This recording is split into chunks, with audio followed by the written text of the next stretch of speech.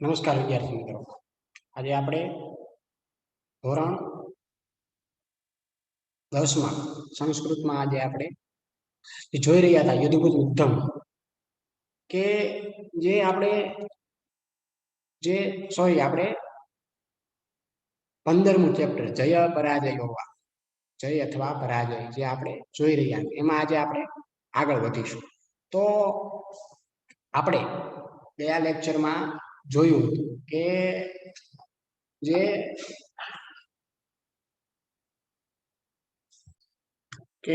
જ્યારે અર્જુન એ સ્વર્ગમાં રહેલો પૃથ્વી ઉપર જોવાની ઈચ્છાથી ત્યાં આવે છે. ગયા લેક્ચરમાં આપણે જોયું હતું, ચર્ચા કરી હતી કે એ જ્યારે એક પાણી પીવા માટે જ્યારે આ લોકો જે યુદ્ધ કરી અને વિજય થઈને ઉજવણી ઉત્સવ મનાવી રહ્યા હોય છે ત્યારે અર્જુન પણ એમાં સામેલ થઈ જાય છે. અને પછી એને તરસ લાગે છે. એટલે એ પછી જે આ લોકો પાસે આ મહેમાનો આવે, આ મહેમાન પાસે એ ઘોડાની માંગણી કરે છે, અશ્વની. એ લઈને પાણી પીવા જાય છે. અને પાણી પીવા માટે જ્યારે જાય છે ત્યારે એક પુરુષનો અવાજ એ સાંભળે છે કે આ પાણી પીવા લાયક નથી, ઝેરી પાણી છે. એટલે એને આ આશ્ચર્ય સાથે અગાઉ ન જોયેલા યુવકને જોઈને અર્જુન એને પૂછે છે કે આ કઈ રીતે પાણી ઝેરી છે? આ તો પ્રકૃતિએ નિર્માણ કરેલા સરોવર પાણી છે, એ હંમેશા પીવા યોગ્ય હોય છે. એટલે પેલો જે યુવક હોય છે એ અવાજથી શરીરથી ઘરડો હોય છે, અવાજ અને શરીરથી ઘરડો લાગે છે અને તૂટેલા દાંત વાળો, એ ધોળા વાળ વાળો અને દંડ સાથે કોઈ એક માણસ અર્જુનની પાસે આવ્યા.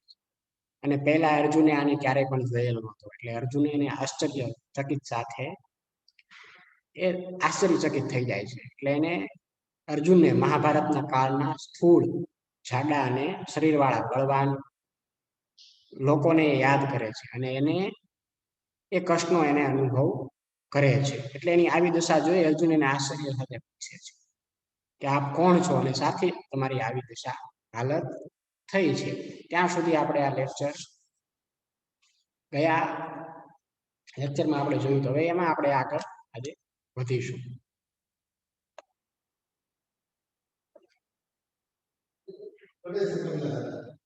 કે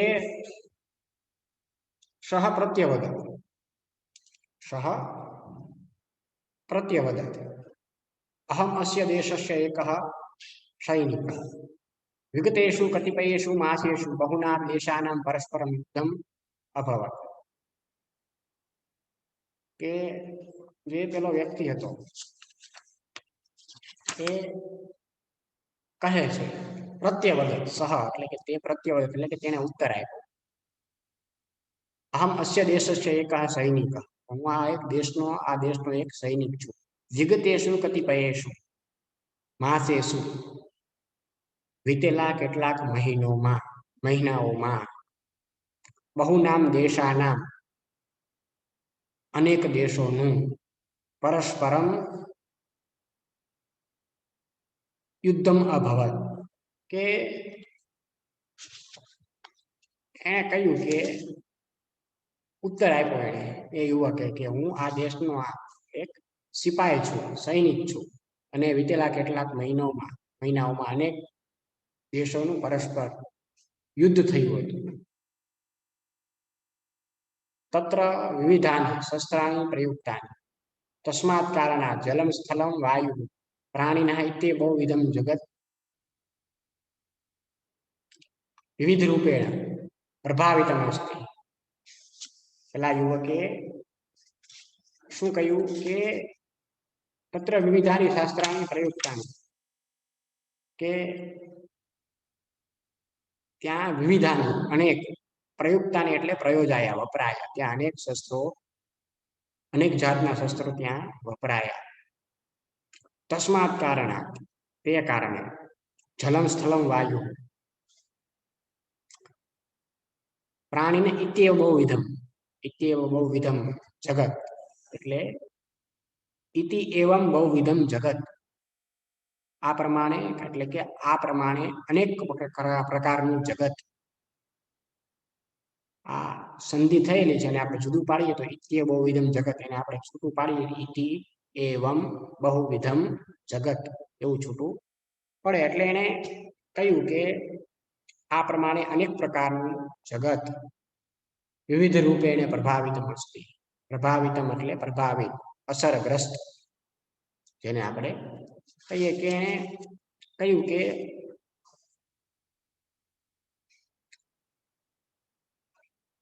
તેમાં અનેક શસ્ત્ર વપરાયા હતા અને આ કારણે જલમ સ્થલમ વાયુ પ્રાણી, જળ સ્થળ વાયુ અને પ્રાણીઓ એમ અનેક પ્રકારનું જગત વિવિધ રૂપે અસરગ્રસ્ત થયેલું છે.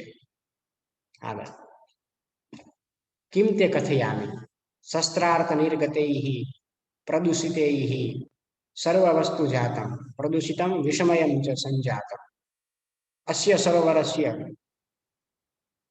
જલમપી એતદસ્માદેવ કારણાત સગરમસ્તિ. કે પેલા વ્યક્તિએ કહ્યું કે કિમ તે કથયામિ, કે હવે શું કહું મેં, શસ્ત્રાસ્ત્ર નિર્ગતૈઃ, શસ્ત્રાણી ચ અસ્ત્રાણી ચ શસ્ત્રાસ્ત્રાણી, ત્રેતર દ્વંદ્વ સમાસ ત્યાં કરવામાં આવ્યો છે. અથવા શસ્ત્રાસ્ત્રેભ્ય નિર્ગતાની, અસ્ત્રોમાંથી નીકળેલા પ્રદૂષણોથી, એવો એનો અર્થ થાય. શસ્ત્રાસ્ત્રેભ્ય નિર્ગતાની તેભ્ય, શસ્ત્રા નિર્ગતેભ્ય, પંચમી તત્પુરુષ સમાસ. પહેલો કયો ઇતરેતર દ્વંદ્વ સમાસ. એ કઈ રીતે થયો? શસ્ત્રાણી ચ અસ્ત્રાણી ચ શસ્ત્રાસ્ત્રાણી, અને પંચમી તત્પુરુષ કઈ રીતે થયો? શસ્ત્રાસ્ત્રેભ્ય નિર્ગતાની તેભ્ય, શસ્ત્રાસ્ત્રેભ્ય નિર્ગતેભ્ય, પંચમી તત્પુરુષ સમાસ. એટલે કે શસ્ત્રો અને અસ્ત્રોમાંથી નીકળેલા પ્રદૂષણોથી સર્વ વસ્તુ જાતમ, બધી જ ચીજ વસ્તુઓ, પ્રદૂષિતમ એટલે પ્રદૂષિત, વિષમયમ ચ સંજાતમ, વિષમયમ એટલે ઝેરયુક્ત થઈ, સંજાતમ એટલે થઈ. અસ્ય સરોવરસ્ય જલમપી એતસ્માદ દેવ કારણાત સગરમ અસ્તિ. એતસ્માદ એવ કારણાત એટલે કે આ કારણથી સગરમ અસ્તિ, સગરમ અસ્તિ એટલે કે ઝેરી છે. કોણે કહ્યું? પેલા યુવકે. શું કહ્યું? કે જ્યારે અહીં આજે તોફાન થયેલું, આ યુદ્ધ થયેલું, એના કારણે જે પ્રાણીઓ અને જે અસ્ત્રોમાંથી જે પ્રાણીઓ અને અનેક પ્રકારનું જે વિવિધ રૂપે અસરગ્રસ્ત થયેલું છે. અને હું તમને શું કહું? એમણે કહ્યું કેમ તે કથયામિ, હું તમને શું કહું? શસ્ત્રો અને અસ્ત્રોમાંથી નીકળેલા, શસ્ત્રાસ્ત્ર નિર્ગતૈઃ પ્રદૂષિતૈઃ, શસ્ત્રો અને અસ્ત્રોમાંથી નીકળેલા પ્રદૂષણોથી સર્વ વસ્તુ જાતમ, આ બધી જ વસ્તુઓ, વિષમયમ ચ સંજાતમ, બધી જ વસ્તુઓ પ્રદૂષિત અને ઝેરી થઈ ગઈ છે. અસ્ય સરોવરસ્ય જલમપી એતસ્માદેવ કારણાત સગરમ અસ્તિ. અહીંનું પાણી, આ સરોવરનું પાણી પણ આ જ કારણે ઝેરી છે. હવે આગળ અત્રત્યમ જલમ પીત્વા પીત્વા મદીયા એષા સ્થિતિ સંજાતા.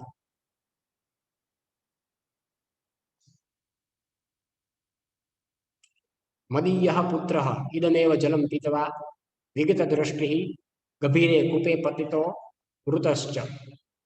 એ અત્રત્ય જલમ પીત્વા, એ આ જળ પીને, પીત્વા પીત્વા એટલે કે અને અર્જુનને કહ્યું કે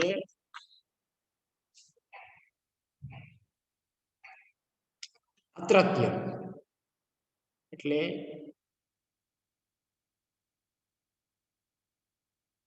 અહીંનું,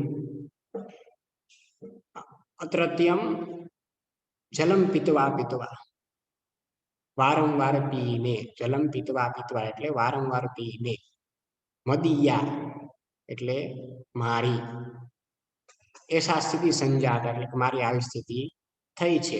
મદીયઃ પુત્ર ઇદમેવ જલમ પીત્વા વિગત દ્રષ્ટિ, વિગત દ્રષ્ટિ એટલે વિગતા દ્રષ્ટિ યસ્ય સહ, બહુરી સમાસ એટલે કે ચાલી ગઈ છે, અથવા દ્રષ્ટિ જેની એવો, અંધ થયેલો જેને કહીએ આપણે.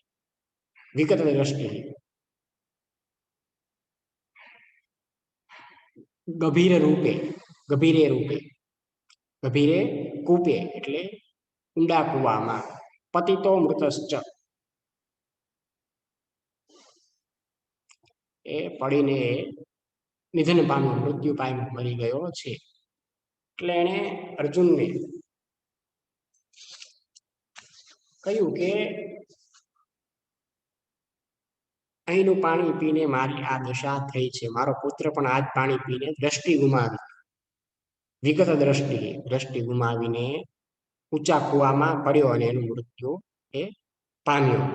આગળ મદીયા ભાર્યા વિષમયસ્ય વાયો પ્રભાવે નિરુદ્ધ શ્વાસા દિવંગતા. કે મદીયા ભાર્યા એટલે કે મારી પત્ની, મદીયા ભાર્યા એટલે મારી પત્ની, વિષમયસ્ય વાયો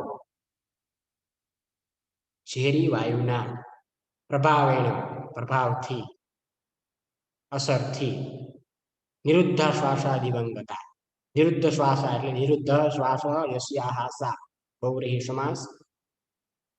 રોકાઈ ગયો અથવા રૂંધાઈ ગયો શ્વાસ જેનો તેવી દિવંગતા સ્વર્ગે સિધાવી અથવા મૃત્યુ પામી. એટલે એને ઓલાને કહ્યું કોને અર્જુનને કે મદીયા ભાર્ય વિષમયસ્ય વાયુ પ્રભાવે નિરુદ્ધ શ્વાસા દિવંગતા. એ મારી પત્ની પણ આ ઝેરી વાયુના પ્રભાવથી શ્વાસ ઉધાવવાથી મૃત્યુ પામી છે. પ્રતિદિનમ જલસ્યાસ્ય પાનેન ગત પ્રાણાન જીવાન પશ્યન ભુક્ત ભોગ અહમ અત્ર સ્થિત્વા પશુ પક્ષી માનવાન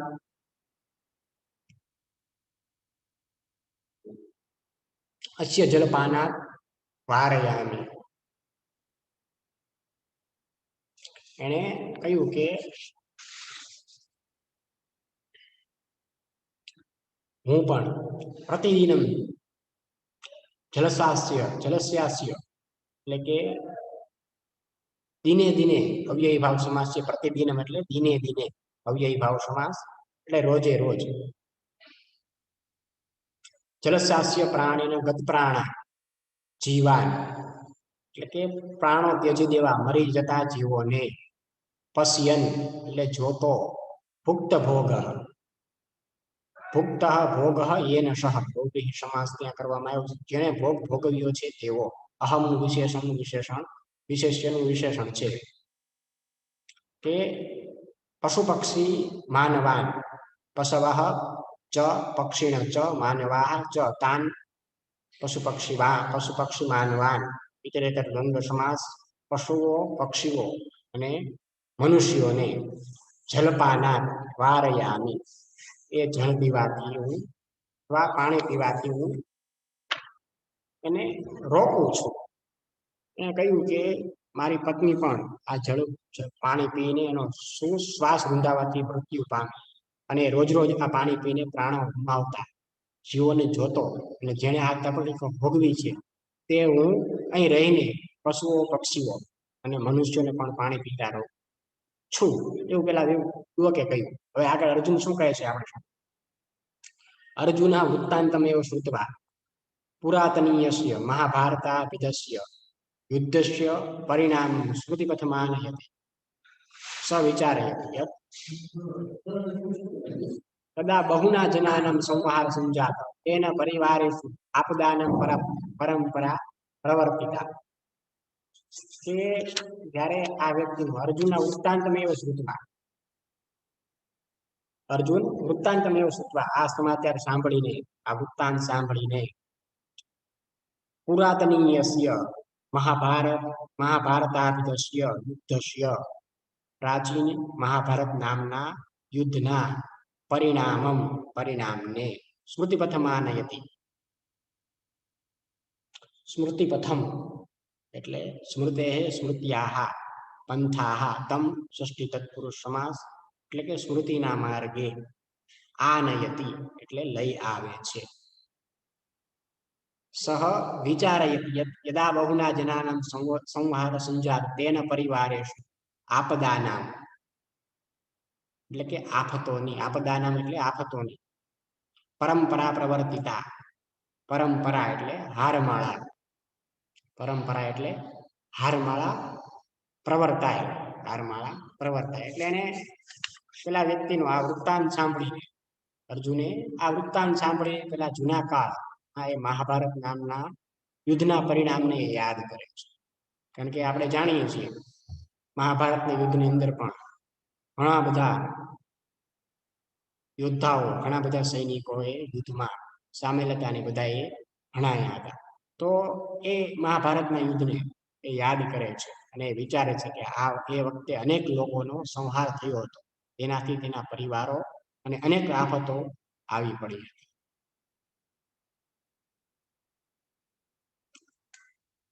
આગળ અર્જુન શું વિચારે છે? પરંતુ જલવાયુ ભૂમ્યા આકાશદયો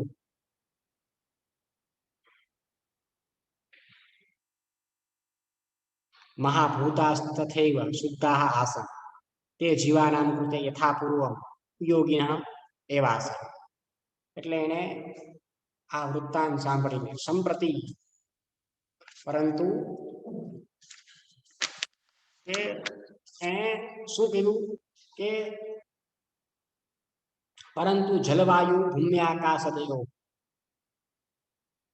મહાભૂતાઃ, એટલે કે જળ, વાયુ, ભૂમિ, આકાશ વગેરે મૂળ તત્વો એટલે કે મહાભૂતો તથૈવ, તથા એવ તેમજ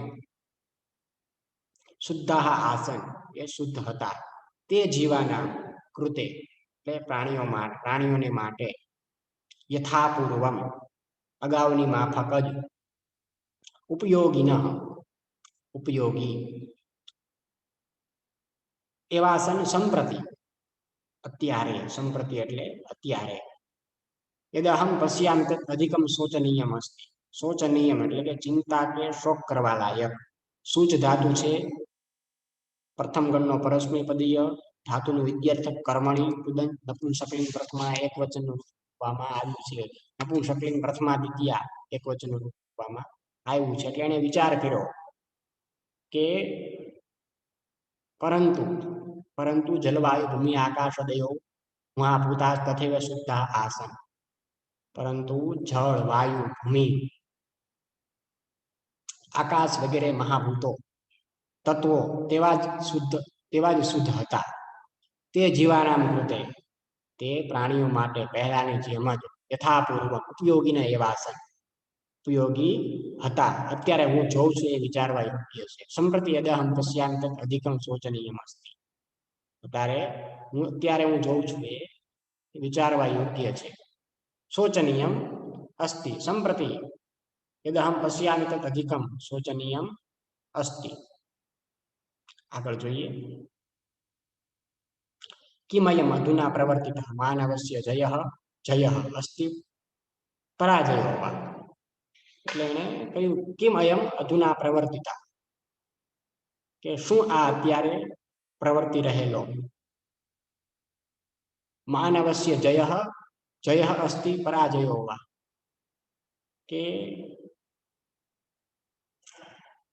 અત્યારે હું જોઉં છું કે એ વિચારવા યોગ્ય છે શું આ અત્યારે પ્રવર્તેલો આ મનુષ્યનો જય કે છે કે પરાજય. જય વા જય અસ્તિ પરાજયો વા, અત્યારે એનો જય છે કે પરાજય.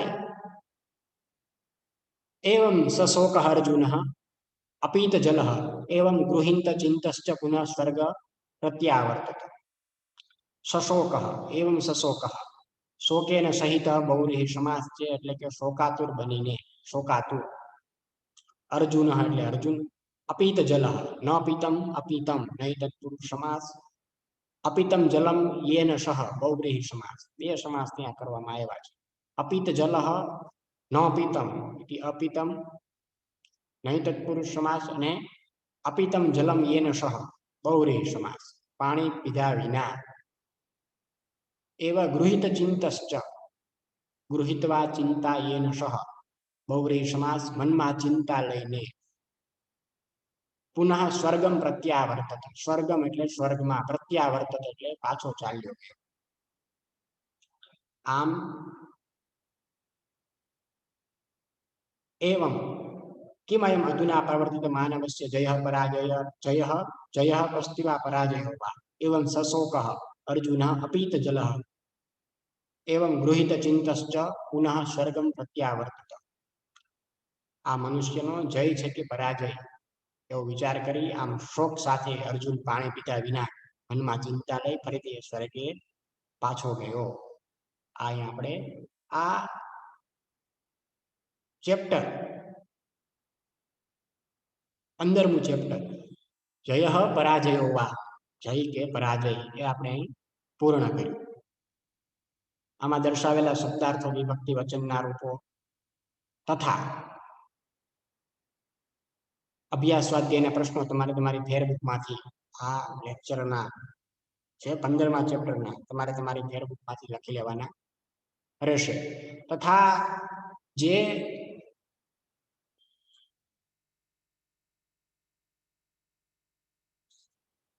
અભ્યાસ સ્વાધ્યાયના પ્રશ્નો સાથે એક પણ તમારે અભ્યાસ સ્વાધ્યાયનો પ્રશ્ન એમાંથી છોડવાનો નથી. તમારે પાઠ્યપુસ્તકમાં 15મા ચેપ્ટરમાં જય પરાજય હોવાની જેની અંદર અભ્યાસ અને સ્વાધ્યાયના જે પણ પ્રશ્નો આપ્યો હોય તમારે લખી લેવાના રહેશે. તથા શબ્દાર્થ, વિભક્તિ, વચનના રૂપો, કૃદંતના રૂપો અને સમાસો એ પણ એની સાથે તમારે લખી નાખવાનું રહેશે. અહીં આપણે આ 15મું ચેપ્ટર જય પરાજયો એ આપણે અહીં પૂર્ણ કર્યું.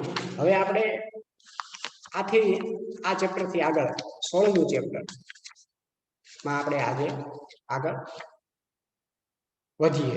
આ 15મું ચેપ્ટર આપણે પૂર્ણ કર્યું છે. તમારે અભ્યાસ સ્વાધ્યાયના પ્રશ્નો ફરીવાર રિપીટ કરી તમારે લખી લેવાના રહેશે અને શબ્દાર્થો સાથે જે પ્રમાણે તમે સમાસો, કૃદંતના રૂપો લખો એ પણ લખી લેવાના રહેશે. આ ગદ્ય જે આપણે અત્યારે જોઈ રહીએ એ કોઈ લખવાનું નથી. 16મું ચેપ્ટર છે આપણું અદ્ભુત યુદ્ધમ એટલે કે અદ્ભુત યુદ્ધ. 16મું ચેપ્ટર છે અદ્ભુત યુદ્ધમ એટલે કે અદ્ભુત યુદ્ધ. એ પદ્ય આજે આપણે જોવાના છે. આ પદ્ય છે જે છે ને એ અદ્ભુત યુદ્ધમ એ પદ્ય છે. હવે આપણે પેલા આ અદ્ભુત યુદ્ધમ એ અદ્ભુત યુદ્ધ વિશે પેલા થોડું જાણી લઈએ કે આની અંદર શું દર્શાવવામાં આવ્યું છે અને આ કેમાંથી લેવામાં આવ્યું છે અને આના જે પદ્ય છે પદ્યની અંદર શું દર્શાવવામાં આવ્યું છે, પદ્યના અર્થનો, ભાવાર્થનો મિનિંગ એટલે કે એનો અર્થ શું આપણને દર્શાવે છે, શું ઉપદેશ આપે છે એ આપણે પેલા જોઈ લઈએ.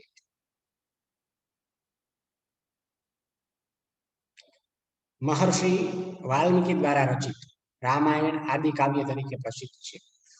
આપણે સૌ જાણીએ છીએ મહર્ષિ વાલ્મીકી ની આદિ રામાયણ તેમના દ્વારા રચેલી એક રામાયણ જેને આદિ કાવ્ય તરીકે આપણે ઓળખીએ છીએ, આદિ કાવ્ય તરીકે પ્રસિદ્ધ છે. મહર્ષિ વાલ્મીકીનું નામ પણ આપણે બધાએ સર્વે સાંભળેલું છે કે જેને રામાયણ આદિ કાવ્ય તરીકે જેમણે રચેલું છે એ પ્રસિદ્ધ પણ છે.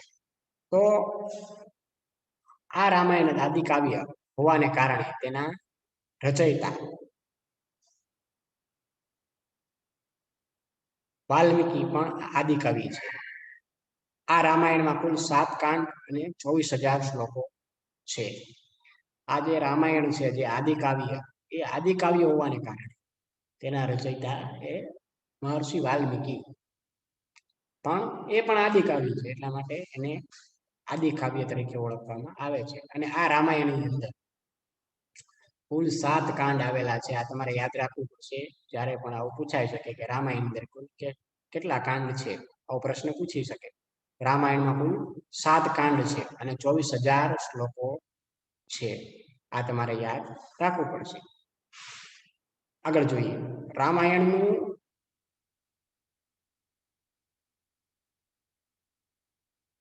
કથા વસ્તુ સુપ્રસિદ્ધ છે. તે મુજબ રાજા દશરથ અને રામને અયોધ્યાની રાજગાદી સોંપવામાં હતા. પરંતુ કૈકેયીના વચન અનુસાર રામને વનમાં જવાનું થયું. સીતા અને લક્ષ્મણે પણ એમની સાથે વનગમન કર્યું. વનમાં ફરતા ફરતા રામ દંડકારણ્યના પંચવટી વિસ્તારમાં આવ્યા. અહીં એમણે પર્ણકુટીર બનાવી અને સુખપૂર્વક રહેવા લાગ્યા. આ સમય દરમિયાન જે ઘટનાઓ ઘટી એનું વર્ણન રામાયણના ચોથા અરણ્ય કાંડમાં આવે છે. અને આ પાઠમાં સંગ્રહિત પદ્યો એમાંથી લેવામાં આવ્યા છે. કે રામાયણનો કથા વસ્તુ પેલા આપણે જાણીએ, એ બધા આપણે જાણીએ છીએ, સુપ્રસિદ્ધ છે. કઈ રીતે રામાયણ કઈ કથા છે એમ મુજબ આપણે જાણીએ છીએ કે રાજા દશરથ રામને અયોધ્યાની ગાદી સોંપવા માંગતા હતા. પરંતુ કઈ એનું વચન અનુસાર રામને વનમાં અને ભરતની રાજગાદી એવું એને વચન માંગ્યું. એટલે એને રામને વનમાં જવાનું થયું અને રામની સાથે માતા સીતા અને લક્ષ્મણે પણ એની સાથે વનગમન કર્યું. અને એ વનમાં ફરતા ફરતા એ દંડકારણ્ય એટલે કે પંચવટી વિસ્તારમાં આવ્યા. અને અહીં એમણે પર્ણકુટીર બનાવી. પર્ણ એટલે પાંદડાઓની એને કુટીર બનાવી અને અહીંયા તે સુખપૂર્વક એ રહેવા લાગ્યા. અને આ સમય દરમિયાન જે ઘટનાઓ ઘટી, આપણે આ કથાથી અજાણ નથી, જાણીતા જ છીએ, આપણે જાણીએ છીએ આ કથા કઈ રીતે ત્યાં શું ઘટનાઓ બની. રામે બધા રાક્ષસોનો સંહાર કર્યો, શૂળપંખા આવી, રામે લક્ષ્મણે એના નાક અને કાન કાપી લીધા, એ આપણે જાણીએ છીએ.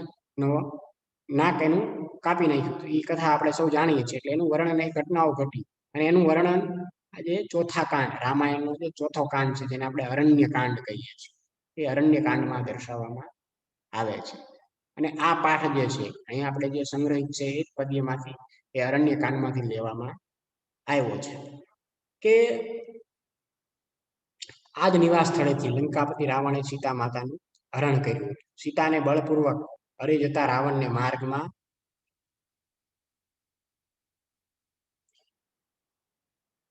ગિધરાજ જટાયુનો ભેટો થાય છે. સીતા જટાયુને મદદ માટે વિનવે છે. રાવણ ખૂબ જ શક્તિશાળી હતો. તેની પાસે ધનુષ્ય, બાણ, રથ વગેરે અનેક સાધનો હતા. જ્યારે જટાયુ પાસે તો માત્ર પોતાના શારીરિક અંગો જેવા કે ચાંચ, પાંખ અને નખ સિવાય બીજું કોઈ આયુધ ન હતું. તેમાંથી સીમિત અને રાવણની અસીમિત શક્તિઓને એ જાણતો હોવા છતાં તે રાવણને પડકારે છે અને એને રોકવાનો ઉદ્યમ કરે છે. જોકે દુર્ભાગ્ય તે સફળતા તેને સાંભળતી નથી.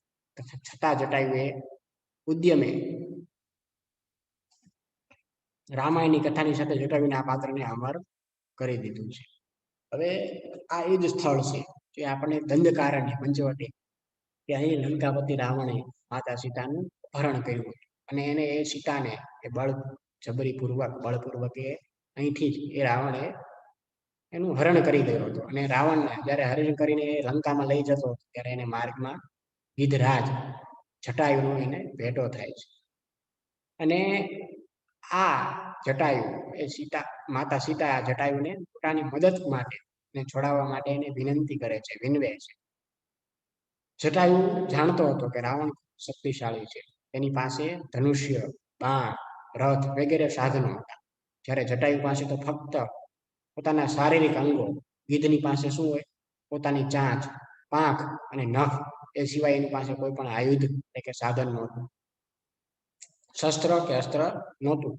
પણ છતાં પણ એ પોતાની સીમિત અને રાવણની અસીમિત શક્તિઓને જાણતો હતો કે હું આની સામે કાંઈ નથી, હું આની સામે યુદ્ધ કરીશ તો હું હારી જાય. છતાં પણ એ રાવણને લડવા માટે, યુદ્ધ કરવા માટે પડકાર ફેંકે છે અને એને રોકવાનો એ ઉદ્યમ કરે છે. પણ દુર્ભાગ્યવશાત એને સફળતા સાંભળતી નથી, કારણ કે રાવણ ખૂબ શક્તિશાળી હતો, એ આપણે જાણીએ છીએ રાવણની કથાઓ. છતાં જટાયુ એના ઉદ્યમે, એના પરિશ્રમે આ રામાયણની કથાની સાથે આ જટાયુના પાત્રને પણ એ અમર કરી દીધું છે. આ એક જટાયુનું પાત્ર પણ આપણે રામાયણ સાંભળીએ તો એ આવે જ જટાયુનું પાત્ર, કારણ કે એને એક પોતાની પાસે માતા સીતા એની પાસે મદદ માંગીએ, એને મદદ માટે જાણતો હોવા છતાં કે હું શક્તિશાળી, હું આની સામે યુદ્ધ કરીશ તો હું હારી જ જઈશ, છતાં પણ એ યુદ્ધ કરે છે. એને સફળતા સાંભળી નથી, છતાં એ પૂરેપૂરો રાવણને રોકવાનો પ્રયત્ન કરે છે. એના કારણે એનું આ નામ રામાયણની કથાની જટાયુના પાત્રને અમર કરી છે અને રોકવાનો ઉદ્યમ કરે છે. એ જાણતો હતો મારું મૃત્યુમાં હું હારી જઈશ, છતાં પણ એની સામે લડવાનો એ ઉદ્યમ કરે છે. એના કારણે આ જટાયુનું પાત્ર રામાયણની અંદર એ ભગવાનની ભક્તિ, ભગવાન શ્રી રામની ભક્તિ દ્વારા એને અમર આ પાત્રને અમર કર્યું, એવા આપણે સૌ રામાયણની કથા મુજબ જાણીએ છીએ. હવે આપણે આ જે અદ્ભુત યુદ્ધમાં આપણે પ્રવેશ કરીએ તો એમાં આગળ હજી જોઈએ આપણે કે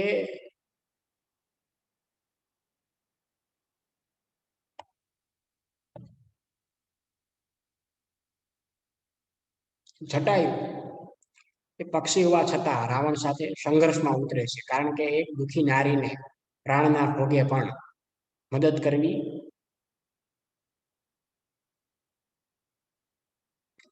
એને પોતાનું કર્તવ્ય સમજે છે. જટાયુના આ સંઘર્ષે થોડા સમય માટે રાવણને જે રીતે હતપ્રત કરી નાખ્યો હતો તેનું સુંદર આલેખન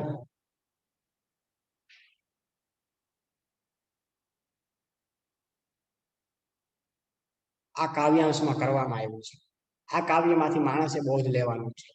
અત્યાચારી ગમે તેવો શક્તિશાળી હોય, અત્યાચારી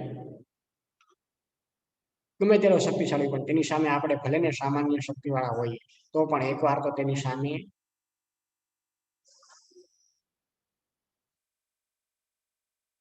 થવું જ જોઈએ અને દુઃખીજનોના દુઃખને દૂર કરવાનું પોતાનું માનવ ધર્મ બજાવવું જોઈએ. કે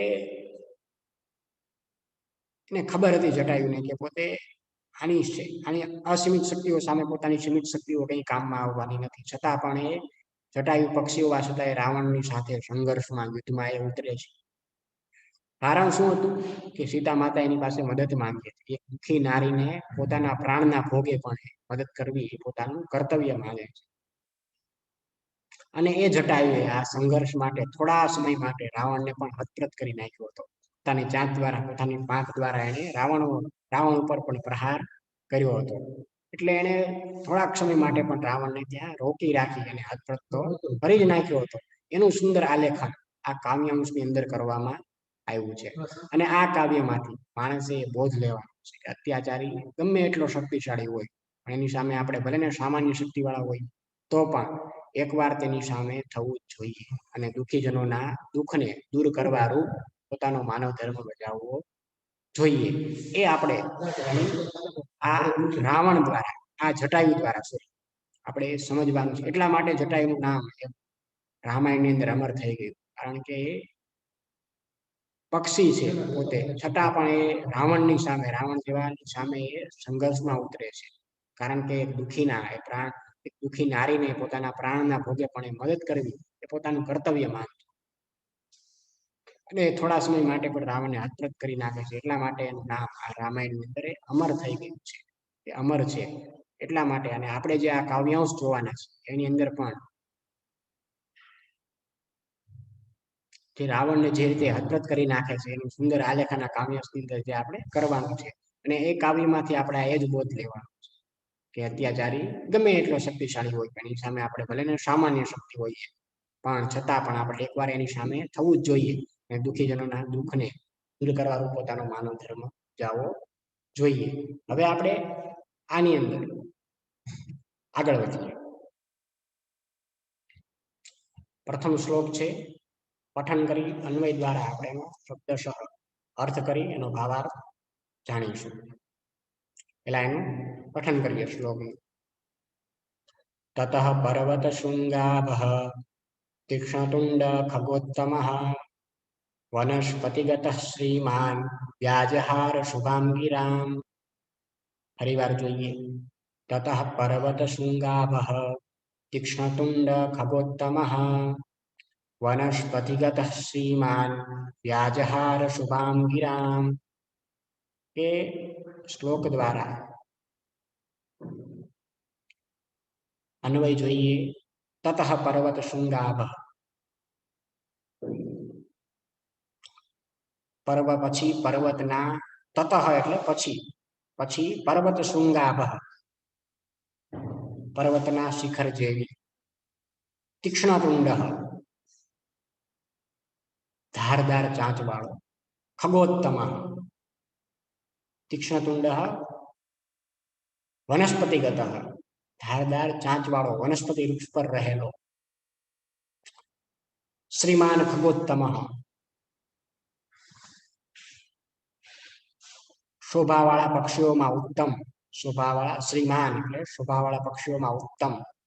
શ્રીમાન ખગોત્તમઃ જટાયુ કૌંસમાં આપણે એટલે કે કોણ તો કે જટાયુ। શુભામ ગિરમ વ્યાજહાર એ શુભ કલ્યાણકારી વાણી બોલ્યો।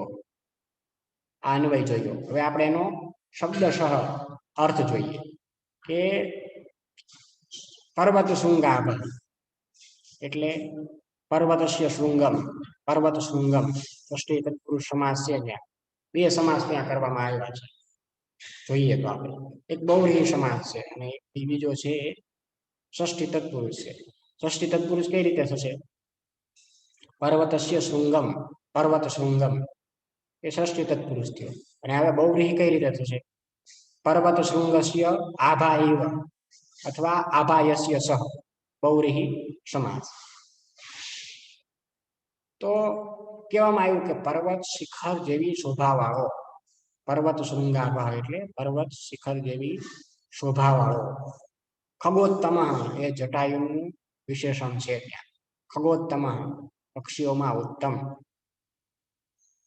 કોણ વાત કોની કરી રહ્યા છે આપણે જટાયુ જટાયુ તીક્ષ્ણ તુંડ તીક્ષ્ણમ તુંડમ યસ્ય સહ ષષ્ઠી બહુવ્રીહી સમાસ એટલે કે ધારદાર ચાંચ વાળો। ખગોત્તમ એ પણ જટાયુનું વિશેષણ છે ત્યાં। ખગોત્તમ એટલે ખમ ગચ્છતિ ઇતિ ખગ ખગોત્તમ પક્ષીઓમાં શ્રેષ્ઠ અથવા પક્ષીમાં ઉત્તમ એનો આપણે જો કરીએ તો શું થાય એનું ખમ ગચ્છતિ ઇતિ ખગ એટલે કે પક્ષી અને ત્યાં ઉપપદ સમાસ ઉપપદ તત્પુરુષ સમાસ ત્યાં કરવામાં આવ્યો છે ખગઃ ગચ્છતિ ઇતિ ખગઃ પક્ષી ખગેશુ ઉત્તમઃ સપ્તમી તત્પુરુષ સમાસ એમ બે સમાસ ત્યાં પણ આપણે ખગોત્તમઃમાં કરવામાં આવ્યા છે એટલે કે પક્ષીઓમાં ઉત્તમ જટાયુનું વિશેષણ એ ત્યાં છે। વનસ્પતિગત વનસ્પતિમ ગતઃ દ્વિતીય તત્પુરુષ વનસ્પતિઓમાં એટલે કે વૃક્ષ પર રહેલો જટાયુનું વિશેષણ। શ્રીમાન શોભાથી યુક્ત આપણે જોયું ને કે શોભાવાળો પક્ષીઓમાં શ્રેષ્ઠ એટલે શોભાથી યુક્ત। શુભામ ગિરમ શુભ કલ્યાણકારી વાણીને વ્યાજહાર બોલ્યો। વી ઉપસર્ગ છે આ અને ર પ્રત્યય છે આપણે જોઈએ પેલા એને વી ઉપસર્ગ છે પ્લસ આ અને રહ ધાતુ છે ત્યાં જે પ્રથમ ગણનો પરસ્મૈપદીય ધાતુ છે અને અહીં ધાતુનું લીટ લકાર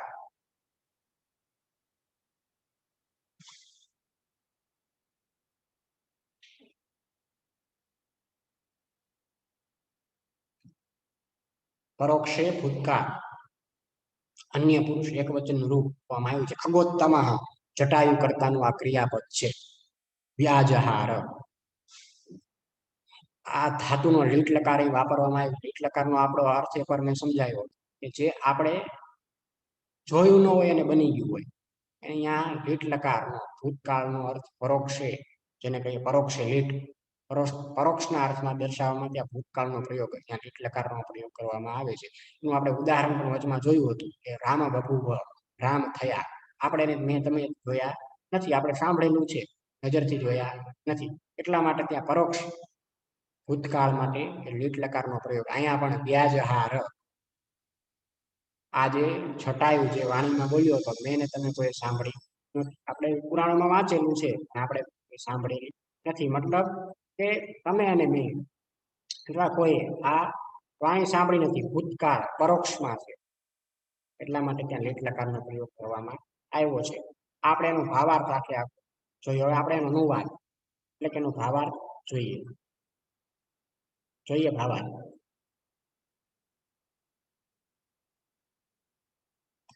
કે તતઃ પર્વત શૃંગાપ, પછી પર્વતના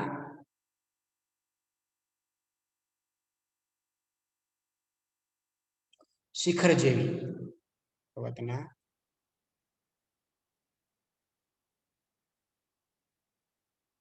શિખર જેવી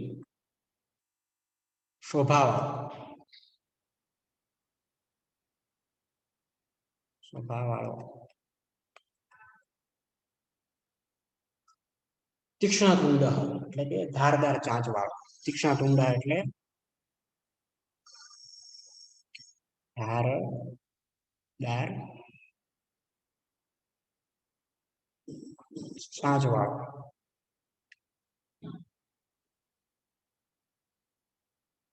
વનસ્પતિગત એટલે કે વનસ્પતિ એટલે વૃક્ષ.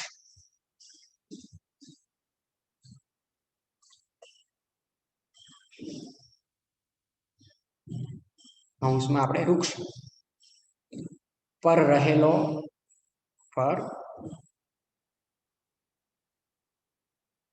રહેલો અને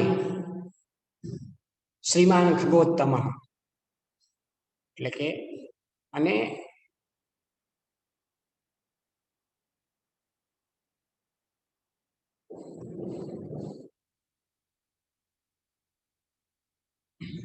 શોભાવાળો, પક્ષીઓમાં શ્રેષ્ઠ, પક્ષીઓમાં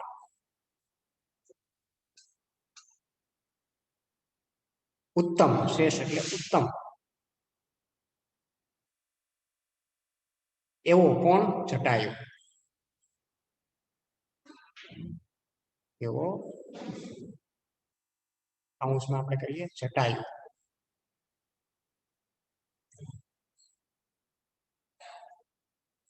શુભામ ગિરમ વ્યાજહાર, એ શુભ કલ્યાણકારી વાણી બોલ્યો. એ શુભ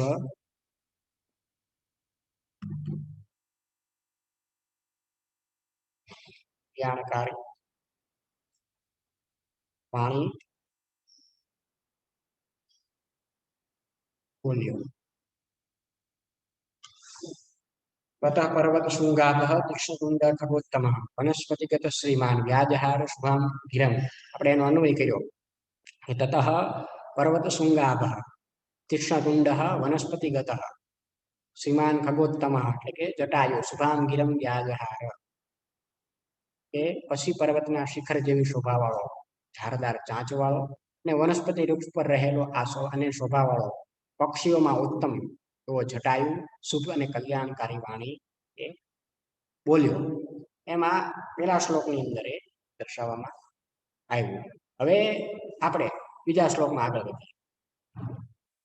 બીજા શ્લોકની અંદર શું કહેવામાં આવ્યું છે જોઈએ પેલા શ્લોકનો.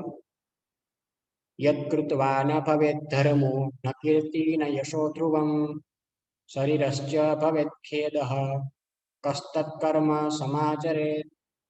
કે ફરીવાર જોઈએ. યત્કૃત્વા ન ભવેત ધર્મો ન કીર્તિ ન યશો ધ્રુવમ શરીરસ્ય ચ ભવેત ખેદઃ કસ્તત્કર્મ સમાચરેત. અન્વય દ્વારા અર્થ જોઈએ તો યત્કૃત્વા ધર્મ ન ભવેત, જે કરીને ધર્મ ન થાય. ન કીર્તિ ન યશ ધ્રુવમ ભવેત, કીર્તિ અને યશ એ નિશ્ચિત રૂપે ન થાય. શરીરસ્ય ચ ખેદ ભવેત, શરીરને પણ દુઃખ થાય. તત્કર્મ ક સમાચરે, એવું કાર્ય કોણ કરે? કસ્તત કર્મ સમાચરે,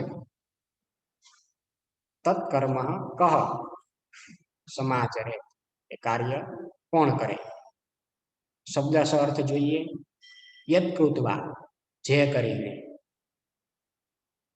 ધર્મ ન ભવે, ધર્મ ન થાય. ન કીર્તિ ન યશ ધ્રુવમ ન ભવે, કીર્તિ અને યશ એ નિશ્ચિત રૂપે ન થાય. શરીરસ્ય ચ ખેદ ભવે, અને શરીરને દુઃખ થાય. તત એટલે તે, કર્મ એટલે કર્મ, કહ સમાચરે એ કોણ કરે. હાવીજી આ શ્લોક આપણે જે ભણ્યા એમાં સૌથી ઈજીમાં ઈજી શ્લોક આનો ભાવાર્થ આપણે ધારીએ તો કરી શકીએ. યદ કૃત્વા ન ભવેત ધર્મો ન કીર્તિ ન યશો ધ્રુવમ શરીરસ્ય ચ ભવેત ખેદ કસ્તમ કર્મ સમાચરે. અન્વય જોઈએ એટલે આપણે એનો અર્થ આપણે એનો ખ્યાલ આવી જાય કે યદ કૃત્વા ધર્મ ન ભવે, કે આવું કરીને ધર્મ ન થાય. ન કીર્તિ ન યશ ધ્રુવમ ભવે, કીર્તિ અને યશ એ નિશ્ચિત રૂપે ન થાય.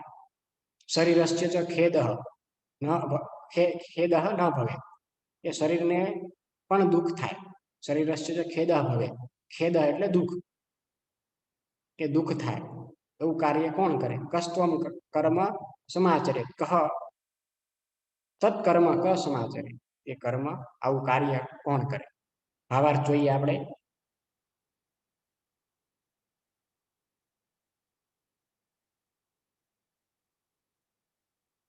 એ યદ કૃત્વા ન ભવેત ધર્મો ન કીર્તિ ન યશો ધ્રુવમ, એ જે કરીને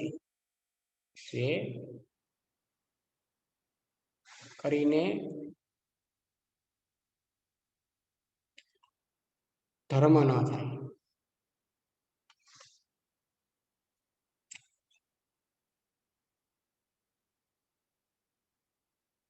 કીર્તિ અને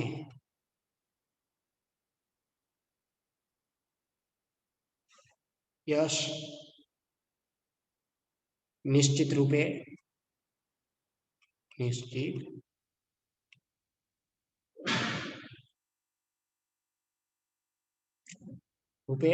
ન થાય.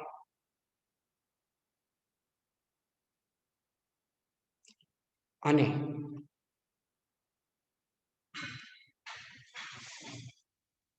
શરીરને ખેદ થાય.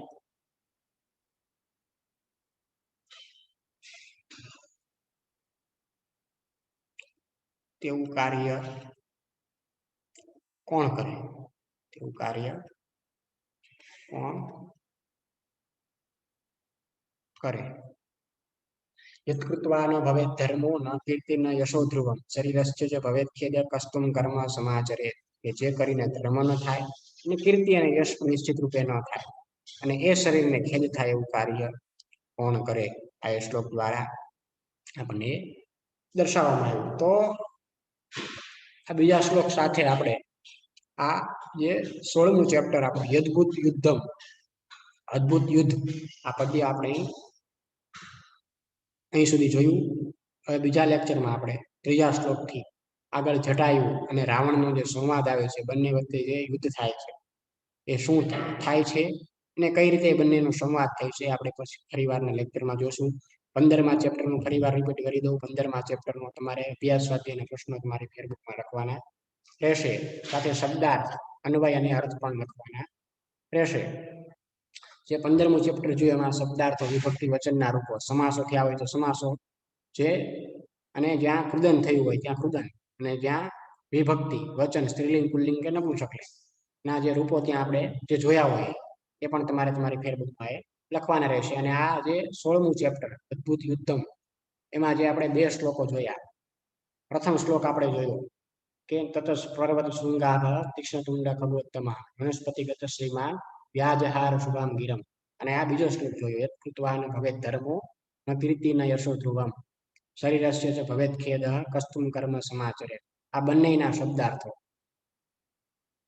વિભક્તિ, વચનના રૂપો, કૃદન થયું હોય તો કૃદન, અને સમાસ થયો હોય તો સમાસ પણ તમારે તમારી ફેરબુકમાં લખવાના રહેશે. ફરીવાર બીજા લેક્ચરમાં આપણે ત્રીજા શ્લોકથી એમાં આગળ વધીશું.